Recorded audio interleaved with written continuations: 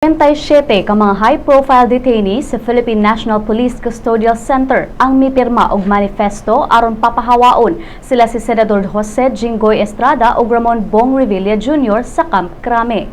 Base sa manifesto nga gipagawas gahapon, ang mga piniriso ni butyag na si Estrada ug Revilla kinahanglang i-transfer og laing facility tungod sa kalapasan niini sa gisabutang visiting hours. Matod sa mga report nga wala masunod sa pamilya, mga higala ug mga kaalyado ni Estrada ug Revilla ang visiting hours. Niadtong Hunyo 29, daghang mga bisita sa duha ka mga senador ang niabot alas 9 sa buntag ug gingong naabtan og alauna sa kaadlaw sa sunod adlaw.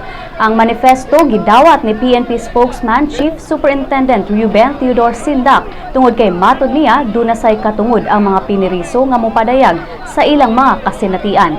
Giimbestigahan na karon sa PNP ang kalapasan nila ni Revilla ug Estrada.